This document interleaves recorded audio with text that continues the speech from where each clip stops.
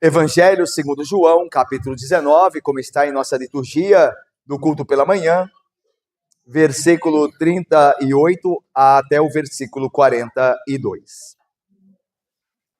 Nós faremos a leitura e depois nós oraremos ao Senhor que nos abençoe por meio de sua palavra lida e pregada. Diz assim o texto, irmãos: Depois disto, José de Arimateia, que era discípulo de Jesus, ainda que ocultamente pelo receio que tinha dos judeus, rogou a Pilatos lhe permitisse tirar o corpo de Jesus. Pilatos lhe permitiu. Então, foi José de Arimateia e retirou o corpo de Jesus. E também Nicodemos, aquele que anteriormente viera ter com Jesus à noite, foi levando cerca de 100 libras de um composto de mirra e aloés. Tomaram, pois, o corpo de Jesus e o envolveram em lençóis com os aromas, como é de uso entre os judeus na preparação para o sepulcro. No lugar onde Jesus fora crucificado, havia um jardim, e neste um sepulcro novo, no qual ninguém tinha sido ainda posto.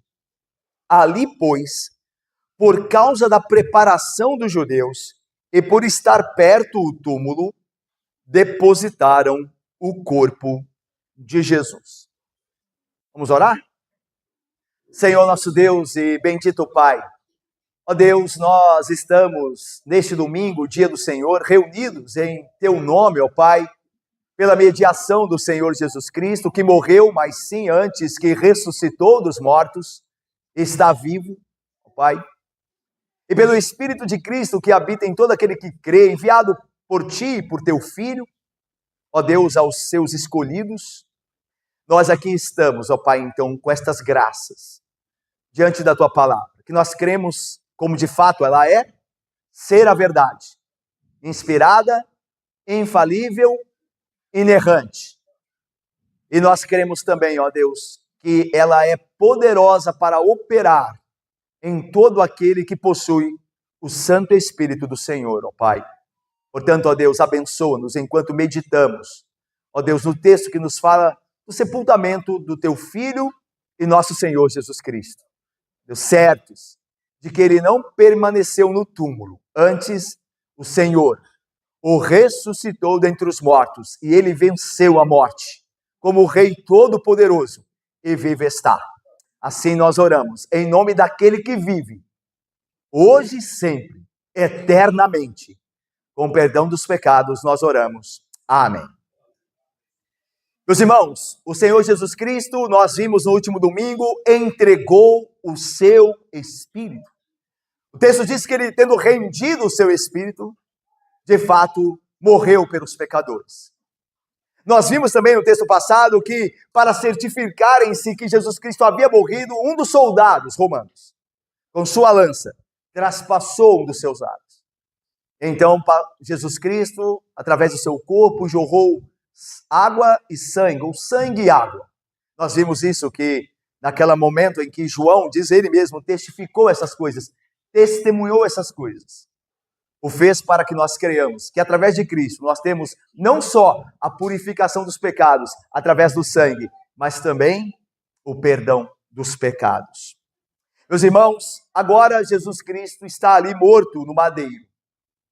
E o texto continua agora, após a morte do Senhor, Ele tem entregado e rendido o seu Espírito. Olha o que diz no versículo 38. Depois disso, ou seja, da morte do Senhor na cruz, José de Arimateia, que era discípulo de Jesus, rogou a Pilatos que lhe permitisse tirar o corpo de Jesus. Irmãos, na lei romana, os corpos dos criminosos executados eram geralmente entregues ao parente mais próximo. Assim, de fato, estabelecia a lei romana. O crucificado, após morto, era retirado da cruz e entregue ao parente mais próximo. Só que havia uma exceção nessa regra. Quando alguém era condenado e executado por sedição, por rebelião a Roma, essa pessoa não era sepultada. Essa pessoa era entregue aos abutres, como humilhação, a maior humilhação que Roma poderia colocar sobre alguém que era acusado e condenado de se levantar contra ela. Então esta era a lei e a regra que regia o sepultamento, ou a falta de, segundo Roma. Mas, entre os judeus, e aí nós vemos mais uma tensão de culturas aqui, entre os judeus, eles sepultavam todos os corpos. Eles criam que todo o corpo deveria ser sepultado. Então havia aqui uma tensão. Um criminoso condenado e executado por sedição não era sepultado, era lançado aos abutres. Era exposto para vergonha o corpo dele. Mas os judeus tinham um costume de sepultar todos os seus mortos. Sendo assim, então, nesse contexto, aparece este homem chamado José de Arimateia. E este José de Arimateia, ele só aparece em todos os relatos do Evangelho neste momento. Nós só temos ciência de que existia um José de Arimateia que participou do sepultamento de Cristo por causa desse relato final. Em todos os evangelhos ele aparece, José de Arimateia. Mas ele, Anitta, só aparece agora. Em nenhum outro lugar da vida de Cristo, do evangelho, ele apareceu. Mas agora, na morte do Senhor, esse discípulo aparece. O que se sabe sobre ele? O que nós sabemos sobre este José de Arimateia? Mesmo que não saibamos tanto. Nesse relato do sepultamento de Cristo, em todos os evangelhos, tanto em João quanto em Mateus, Marcos e Lucas, nos é dado neste momento algumas informações sobre esse José de Arimateia. Primeiro, ele era um membro do Sinédrio. Como nós sabemos, o Sinédrio era o Supremo Tribunal dos Judeus, certo? Tanto que o outro homem que nós vimos aparecer aqui também, e participar do sepultamento de Cristo, era também membro do Sinédrio, que era Nicodemos, certo? José de Arimateia era um membro do Sinédrio, isso está em Marcos 15, 43. Lá nos é informado isso. Que ele era da elite religiosa e do Tribunal Supremo dos Judeus. Então, alguém muito importante, ok? Só que mais, também nos é informado em Mateus 27, que ele era um homem rico. Tanto é verdade que ele vai participar do enterro de Cristo, aqui o texto, com coisas que só ricos poderiam obter e dar. Então, por isso, ele era também um homem rico. Diz o texto de Marcos 15 e Lucas 23, que ele, José de Arimateia, buscava o reino de Deus. Era alguém que era um homem piedoso. Um homem verdadeiramente piedoso. Diz o texto que ele buscava o reino de Deus. Ok? Então não era, apesar de fazer parte do Sinédrio, que majoritariamente rejeitou a Cristo, esse José de Arimateia era um homem piedoso. Isso é estabelecido pelo termo a frase que se refere a ele, tanto em Marcos quanto em Lucas, que ele era um homem que buscava o reino de Deus. Ele realmente era sincero e piedoso. E por fim, Mateus 27, e aqui no nosso texto, em João 19, 28, nos diz que ele era um discípulo de Cristo. Um discípulo de Cristo. Nós sabemos que ele era um discípulo velado, e nós veremos isso quando nós vermos a seguir Nicodemos, porque Nicodemos também era um discípulo velado. Ambos eram discípulos meio que obscuros, e tinham um certo medo de ser identificado. Mas eles criam em Jesus Cristo. E por fim, então, este homem, José de Arimateia, um membro do Sinédrio, um homem rico, um homem piedoso e que seguia Jesus Cristo, de fato agora ele assume sua posição ao lado de Cristo. O amor a Cristo o constrangeu para que ele publicamente se demonstrasse um discípulo. Lembra que diz o texto aqui? Olha o que diz o texto. Capítulo 19, versículo de número 38, diz assim: ele era um discípulo de Jesus, ainda que ocultamente, pelo receio que tinha dos judeus. Mas agora ele não é mais ocultamente. Ele fora. Ele tinha medo dos judeus. Como Nicodemos também, como nós veremos em Nicodemos isso. Mas ele assume agora a sua posição ao lado de Cristo. Porque o amor de Cristo pelos pecadores, inclusive por José de Arimateia, o constrangeu. O constrangeu. De tal maneira que ele assumiu agora sua posição publicamente ao lado de Cristo. Não é o que Paulo diz que acontece com todo crente? Olha o que Paulo diz. Pois o amor de Cristo nos constrange, julgando nós isto: um morreu por todos, logo todos morreram. 2 Coríntios 5, 14. Significa o seguinte: José de Arimateia, ele tinha receio de assumir que era Cristo, porque senão a vida dele no sinédrio entre os judeus morreria. Ele seria visto agora como nunca fora antes, como um traidor, como um maldito que seguia um outro maldito, considerado pelos judeus assim. Então veja, o amor que Cristo teve por ele o constrangeu, porque um morreu por todos, Cristo morreu por todos o seu povo, agora todos morrem também. Então o que José de Arimateia está fazendo é morrendo com Cristo. Morrendo para o quê? Morrendo para a sua antiga vida, para o mundo, para os seus prazeres. No momento em que ele assume a posição com Cristo, ele agora será visto pelo sinédrio como alguém que não merece respeito nenhum. Ele está morrendo, porque aquele Cristo morreu por ele. E o amor de Cristo, a Cristo constrange aquele por quem ele morreu. E a pergunta é a nós: o amor que você diz crer nele, o amor de Cristo por ti, te constrange a ser fiel a ele? Te incentiva, te empurra à fidelidade, mesmo que seja para isso necessário morrer para o mundo?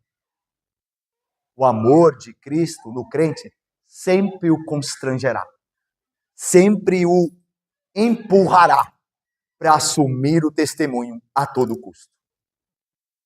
Se você tem noção do grande amor que Cristo teve por ti, você, pelo Espírito de Deus, irá assumir o seu lado junto dele. Ok? Então, vamos ver aqui.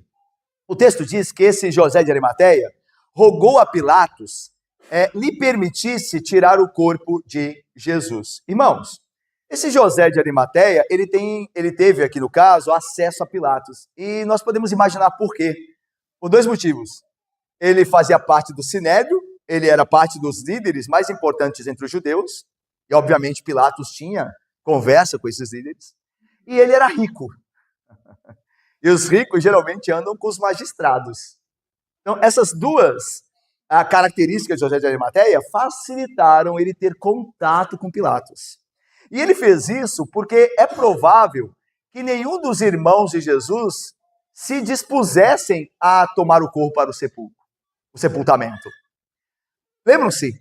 Na lei romana, o corpo era entregue ao parente mais próximo. Então, veja, a essa altura, Maria provavelmente já havia sido recolhida, porque Jesus deu ordens a João que a recolhesse, certo?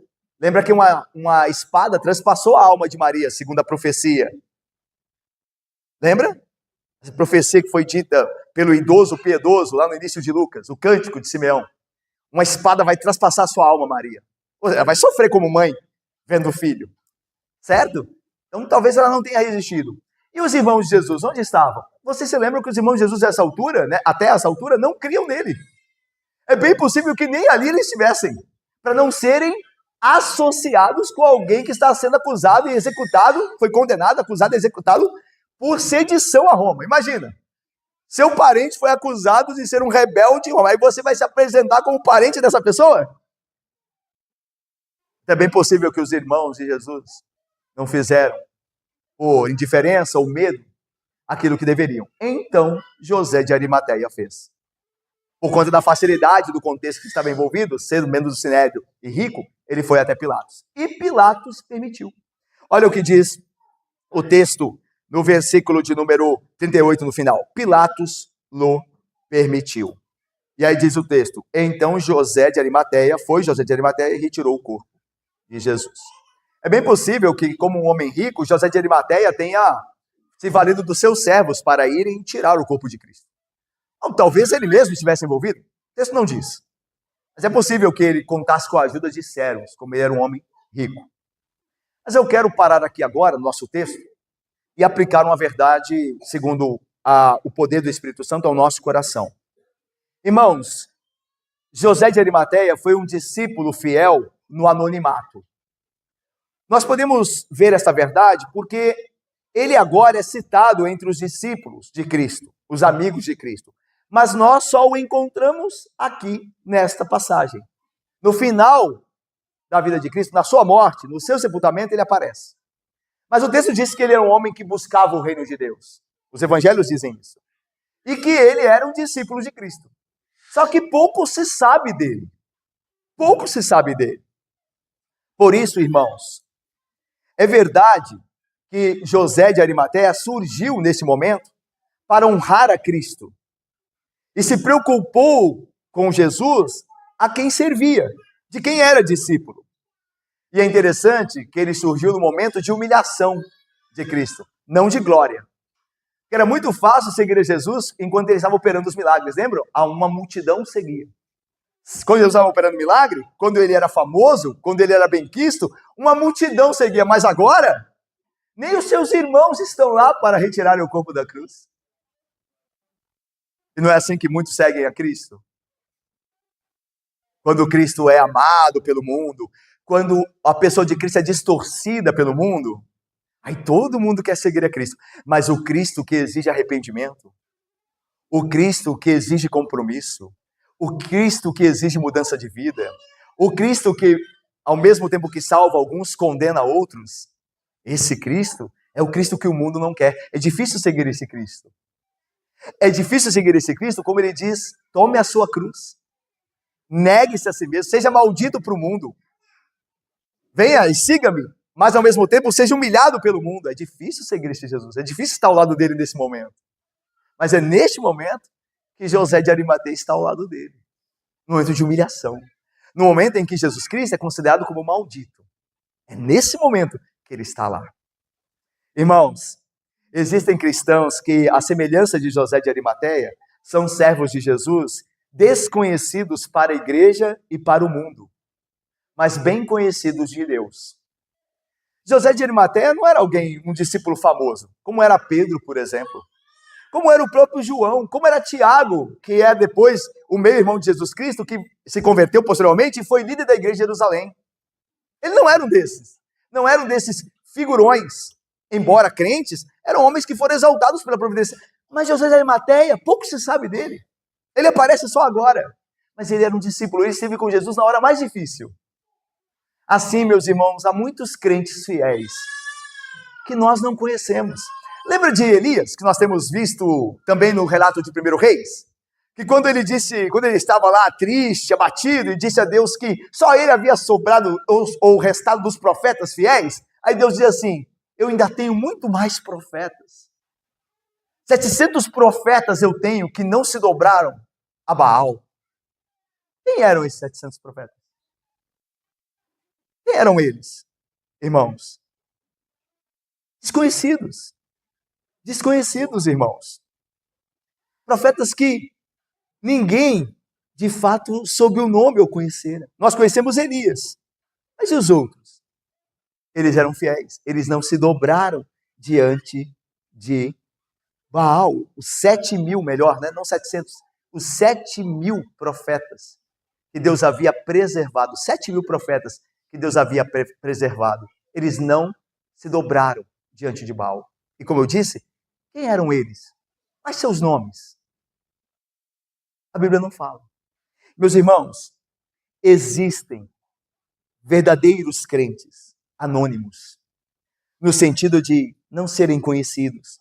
Eles não têm perfil no Instagram, eles não têm canal no YouTube, nada disso. Mas eles frequentam suas igrejas regularmente. Eles estão na sua igreja local trabalhando para o reino. Eles são hospitaleiros com os que chegam. Eles são fiéis na criação de seus filhos. São maridos que amam sua esposa e a santificam, sendo líderes da sua casa. São mulheres que respeitam seu marido e ajudam em sua missão. Mas ninguém sabe deles. Mas Deus os conhece. Deus sabe. E o teu Pai que te vê em secreto, te recompensará. Preocupe-se em ser conhecido de Deus. Naquele dia, naquele grande dia de Cristo, nós teremos uma grande surpresa. Olha o que diz o texto, Jesus mesmo diz, lá em Marcos 10, no seu sermão. Ele diz assim, um dos seus sermões. Naquele dia, naquele grande dia, muitos primeiros serão últimos, e os últimos, primeiros. Marcos 10, 31. Não se engane que naquele dia nós teremos grandes surpresas. Pessoas que eram conhecidas como piedosas naquele dia, que tinham aparência de piedade, mas negavam o poder da piedade, serão expulsas do reino de Deus. Será dito a elas, malditos, não vos conheço. Mesmo que eles digam, em teu nome expulsamos demônios, em teu nome fizemos milagres, malditos, não vos conheço, dirá o rei a eles. Mas aos pequeninos, aos desconhecidos, aqueles que não se importaram com fama em serem conhecidos, Jesus dirá, vinde benditos de meu Pai, porque quando eu tive fome, me deste de comer, e quando eu tive sede, me deste de beber. E eles perguntarão ao rei, e aqui é magnífico, né? A gente estava falando isso no Clube do Livro ontem, eles dirão ao rei, quando é que nós fizemos isso? Não é bonito isso? Aqueles que eram verdadeiramente crentes, nem ficavam contando vantagem. Eles viviam a vida cristã de maneira ordinária, comum e simples. Tanto que eles nem tinham a ideia, eles nunca pensaram com eles, estavam fazendo algo espetacular. Tanto que quando Cristo diz, vocês fizeram isso a mim, eles dizem, quando é que nós fizemos isso, Senhor? Não se enganem, irmãos, nós teremos grandes surpresas naquele dia. Crentes simples, que o mundo jamais souber o nome, estarão perto do lugar do trono de Cristo, o lugar de honra. Não fique preocupado em ser conhecido. Os que se envolvem com essas coisas se envolvem em grandes dores. Se importe ser conhecido por Deus, em viver sua vida simples e comum, mas aprovada pela graça e pelo poder de Cristo. Vamos continuar? Agora vamos a Pilatos aqui, que diz aí, olha, Pilatos o permitiu, final do versículo 38. Por que Pilatos permitiu? Né? Pode parecer estranho a princípio, né, Pilatos ter permitido, mas não é. Nós estamos acompanhando a história da morte de Cristo, o que o Evangelho relata. Irmãos, muito provavelmente Pilatos permitiu porque Pilatos já sabia que Jesus era inocente, lembra? Ele não teve coragem e pecou por conta disso, e foi condenado por conta disso. Mas ele sabia, no fundo, que Cristo era inocente, por isso ele não resistiu ao pedido, ele entregou. Ele sabia o mínimo, que Jesus, aquilo que sofria, não merecia nada daquilo. Então ele não resistiu, ele entregou o corpo. E também, possivelmente junto dessa verdade, dessa possibilidade verdadeira, é que ele queria também, mais uma vez, cutucar os judeus, dando àquele a quem os judeus consideravam maldito, um sepultamento digno. Então, duas coisas aí poderiam ter feito Pilatos atender o pedido de José de Arimateia. Primeiro é que ele sabia que Jesus não tinha culpa nenhuma. Segundo é que ele odiava os judeus e queria dar uma provocada final neles. O fato é que Pilatos permitiu a José de Arimateia retirar o corpo. E o texto diz, então, José de Arimateia foi e retirou o corpo de Jesus. E agora Nicodemos. Nicodemos, nesse evangelho, ele retorna. Diferentemente de José de Arimateia, que apareceu somente agora, Nicodemos já tinha aparecido. Lá no capítulo 3, lembram-se? E João vai lembrar isso a nós, não sem propósito. Olha aí o versículo de número 39. Vamos ler juntos? 39? Leiamos. E também...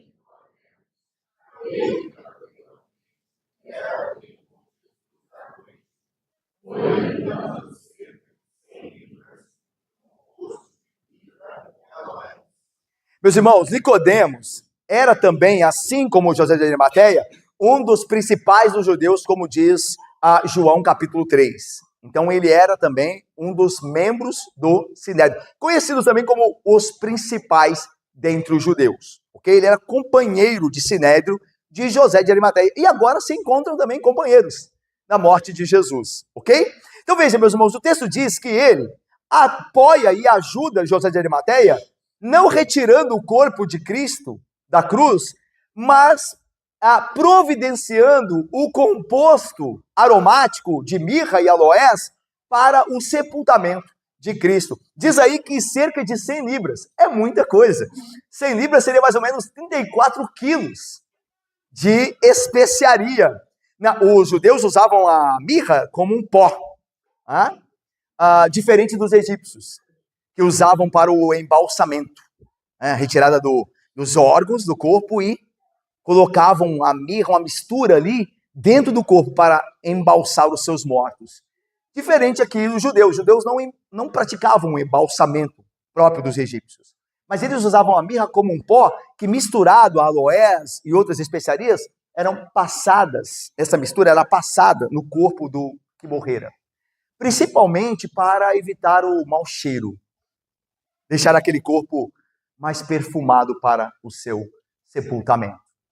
A mirra também era passada ali nos lençóis. Então o lençol, na verdade, eram faixas de linho. O lençol eram faixas de linho, que era enrolado o corpo daquele que morrera. Então, Nicodemos ficou responsável por preparar essas coisas. É interessante aqui que alguns teólogos dizem que, enquanto José de Arimateia via a parte burocrática, Nicodemos via a parte operacional em termos de preparar as coisas para o sepultamento. Então, um cuidava da parte burocrática, ainda Pilatos, e outro preparava as coisas para o sepultamento em si. Mas aí diz o texto, irmãos, que Nicodemos, então, aquele que anteriormente viera a ter com Jesus à noite. Irmãos, aqui nos mostra que assim, a semelhança de José de Arimateia, Nicodemos também tinha vergonha de se declarar discípulo de Cristo. Lembram-se de João 3? Lá diz assim: certo judeu, principal dentre os judeus, um dos principais dos judeus, um fariseu chamado Nicodemos, foi ter com Jesus à noite e perguntou, mestre, e disse, mestre, sabemos que vens da parte de Deus, porque ninguém pode fazer esses sinais se Deus não estiver com ele. Ao que respondeu Jesus, você precisa ou te importa nascer de novo. Lembram-se lá em João 3 desse diálogo, de Jesus, essa conversa com Nicodemos? O texto diz que foi Nicodemos ter à noite com Jesus. Ou seja, é sabido por que ele foi à noite, que não era comum, né? Um encontro à noite. Mas é bem possível que Nicodemos não quisesse ser visto com Jesus. É interessante que talvez Nicodemos estivesse na denúncia feita por João nesse evangelho, lá ainda no capítulo de número 12. Diz assim João: muito dentre as próprias autoridades entre os judeus creram em Cristo, mas por causa dos fariseus não o confessavam, para não serem expulsos da sinagoga, porque amavam mais a glória dos homens do que a glória de Deus. João 12, 42 e 43. É bem provável que essa acusação pesasse sobre Nicodemos, como pesava sobre José de Arimateia. Eles criam em Jesus. Eles sabiam que Jesus deveria ser crido e seguido, só que eles tinham medo do mundo, medo com o que os homens poderiam fazer com eles se eles confessassem. Mas não mais. Eles tinham, mas não mais. Assim como você pode ter medo de Cristo, mas se você é um eleito de Deus, você é um fiel, meu irmão, se você crê em Jesus Cristo, Ele te fará corajoso. Ele te fará corajoso. O Santo Espírito te santificará para que você assuma o seu lado junto às fileiras de Cristo. Isso aconteceu com Nicodemos, assim como José de Arimateia. E aqui é o caminho para uma outra aplicação. Agora pensando em Nicodemos, e a aplicação é essa, a verdade é essa. O que importa, acima de tudo, é terminar bem a carreira cristã. O que importa, acima de tudo, é terminar bem a carreira cristã. Nicodemos não começou tão bem. Ele começou com medo, com vergonha, mas terminou com fé sincera e pública e corajosa. É melhor terminar bem do que começar bem e terminar mal. Tem muita gente que começa muito bem a vida cristã, animado, fazendo e acontecendo. Mas o tempo passa e eles vão se esfriando até por fim abandonarem a Cristo e e sua obra. Com eles aconteceu o que Jesus disse na parábola dos semeadores. Lembra? Sim. A semente logo começou a crescer, mas vieram os espinhos, ou o solo não era muito profundo por ser um solo rochoso, ou veio as aves, vieram as aves e tiraram a palavra pregada do coração daquele homem, e ele não deu frutos. Com muitos acontece isso. Com muitos que vão à igreja.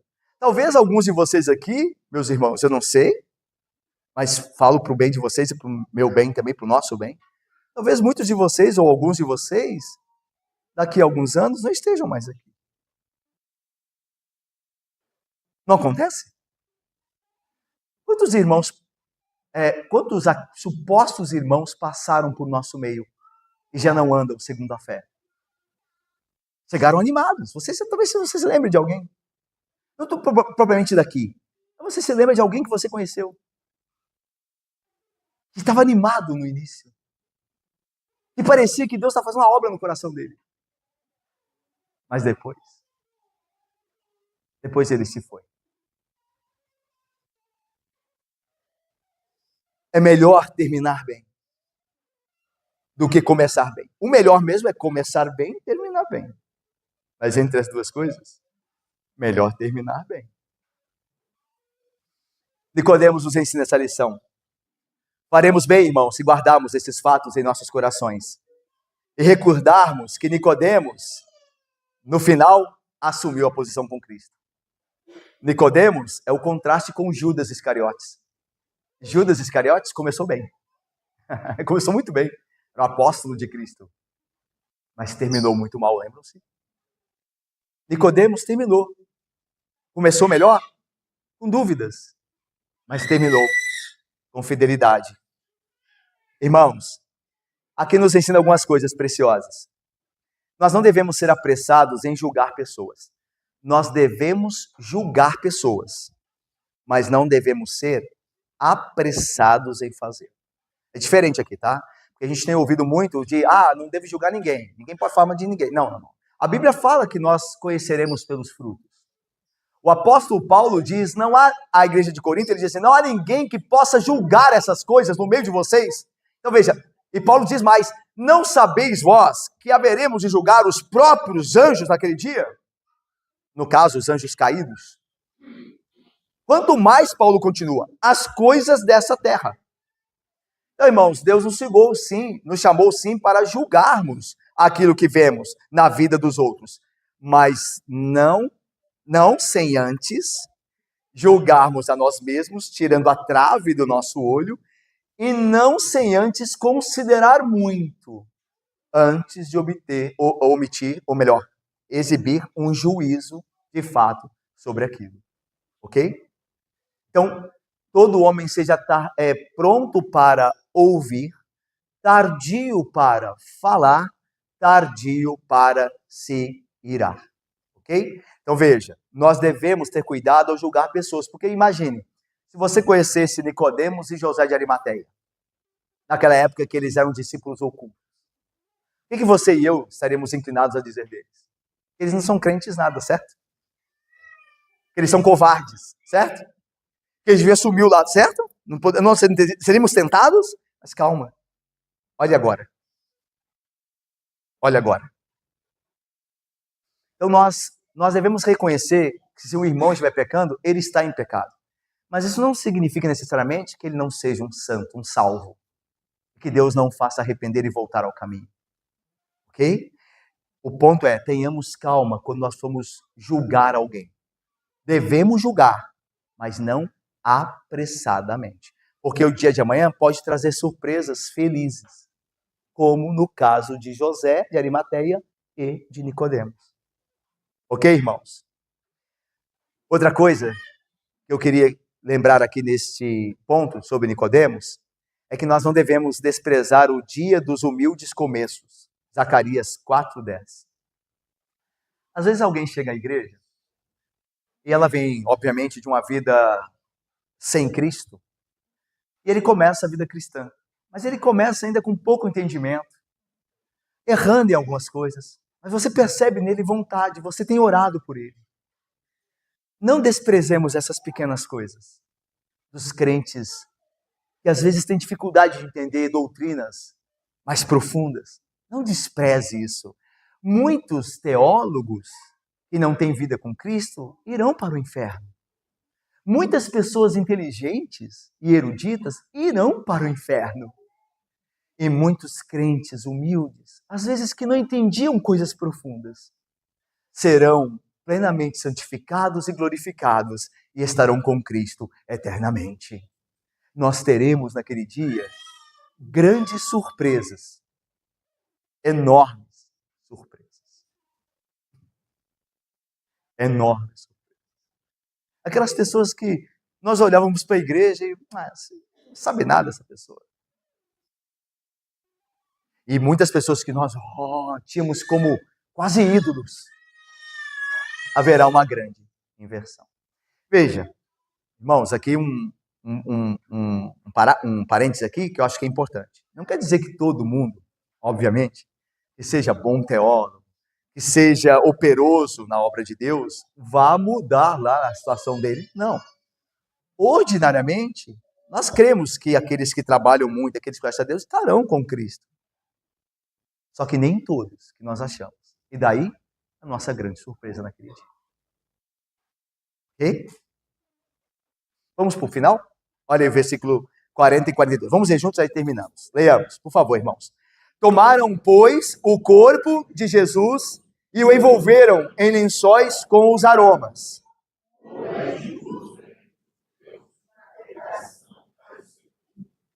No lugar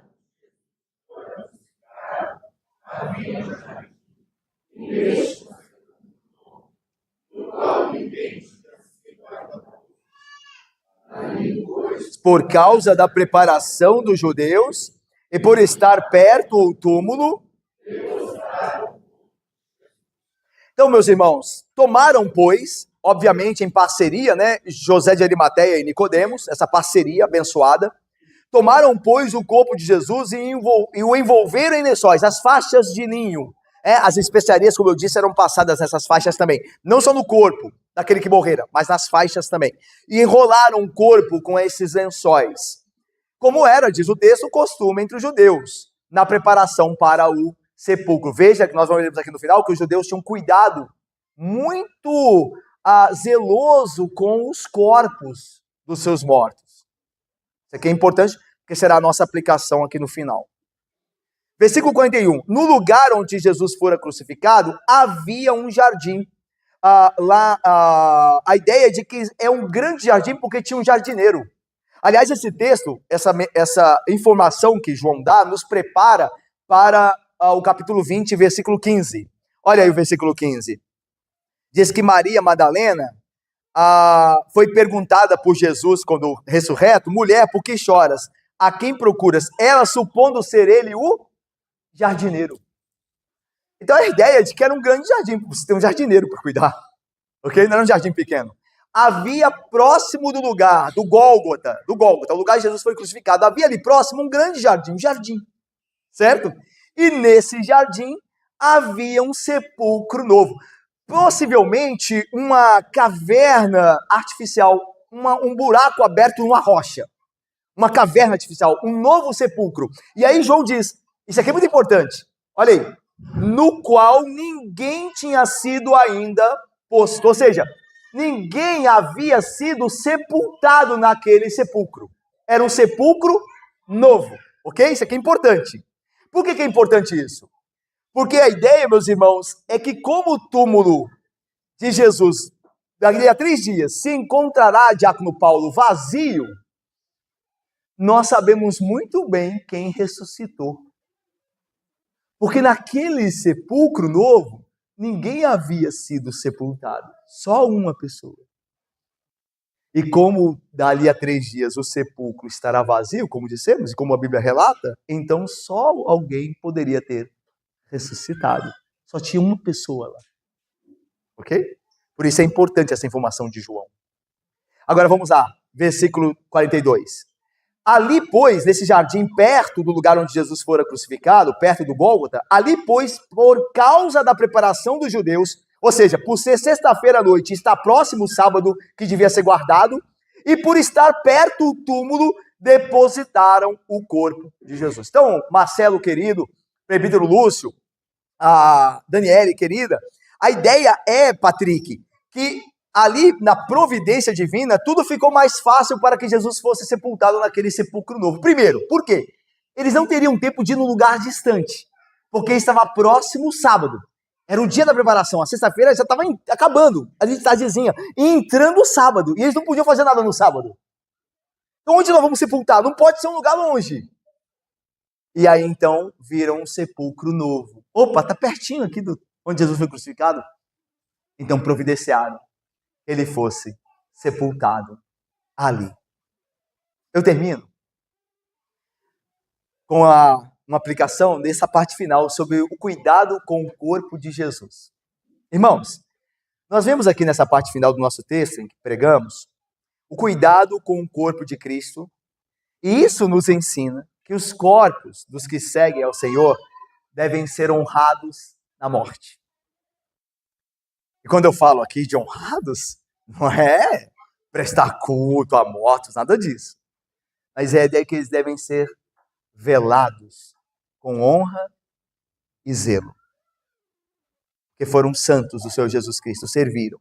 Mas mais ainda, eu vou chegar lá, vou dar outro motivo importante. Mas, meus irmãos, não é em vão que a Bíblia nos relata detalhadamente o sepultamento de homens como Abraão, Isaque, Jacó, José, Moisés. A Bíblia fala do sepultamento do presbítero Corte desses homens.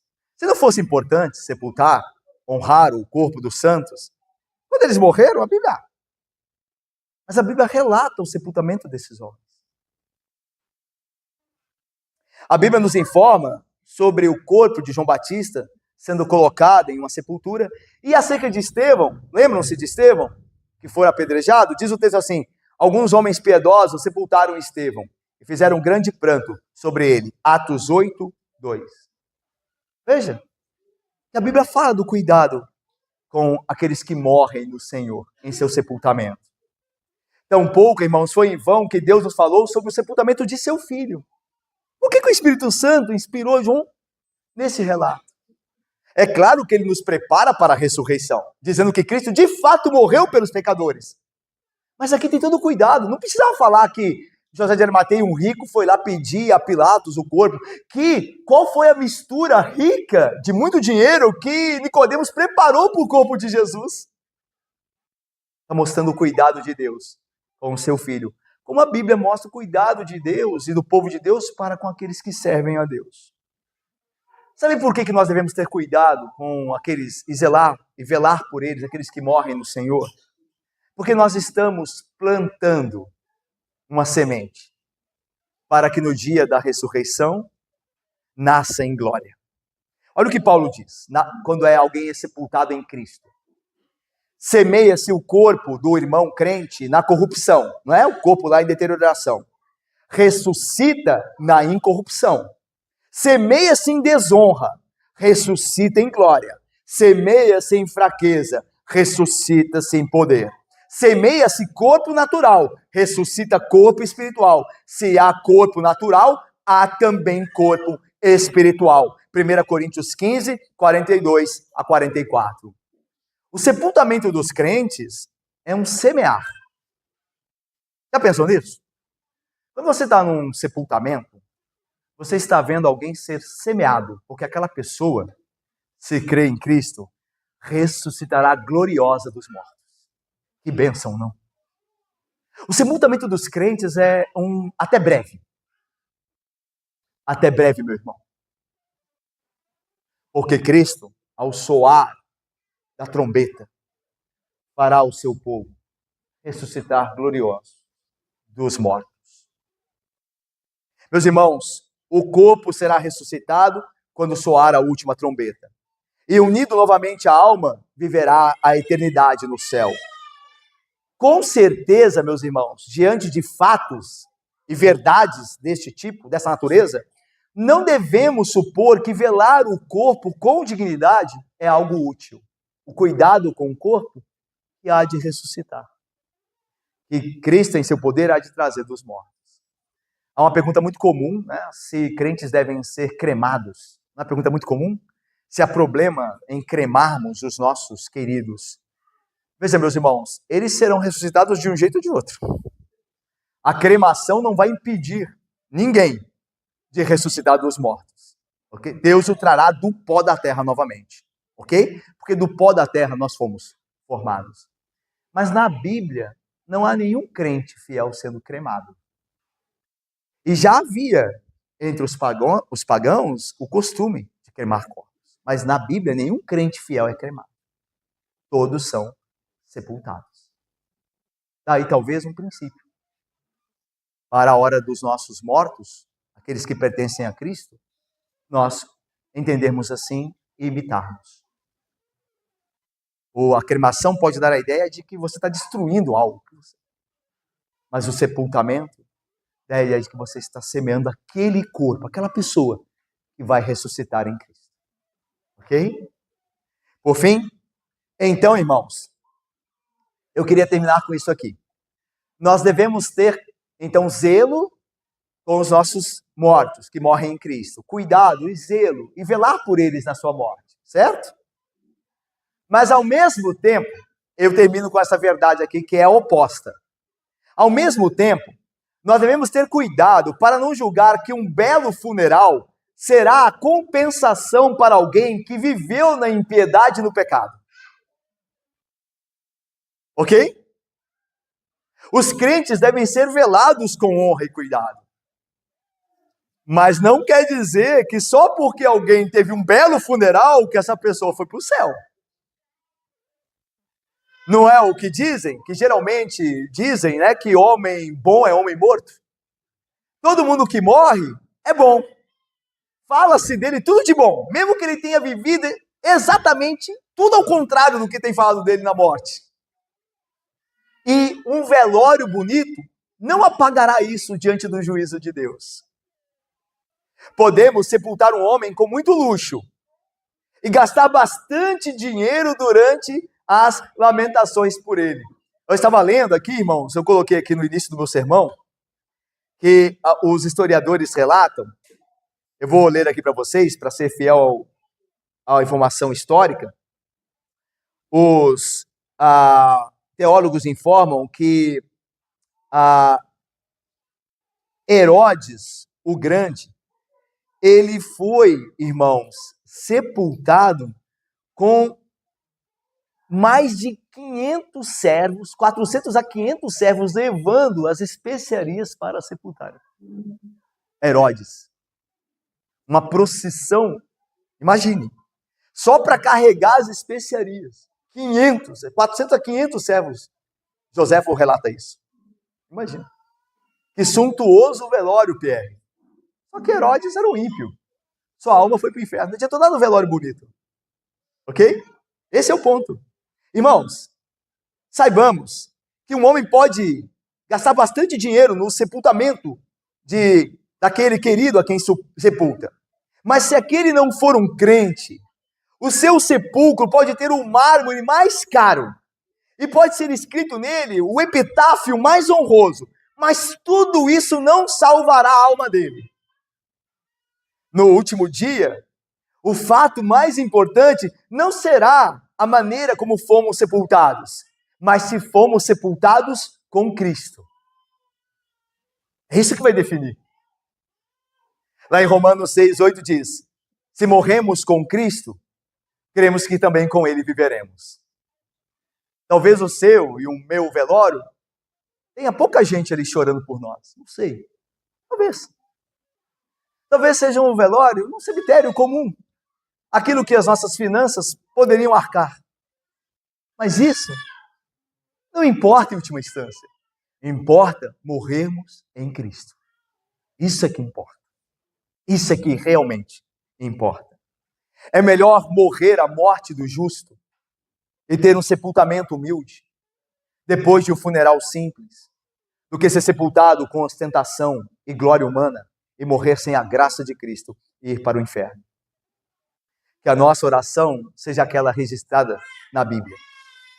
Que eu morra a morte dos justos e o meu fim seja como o dele. Amém.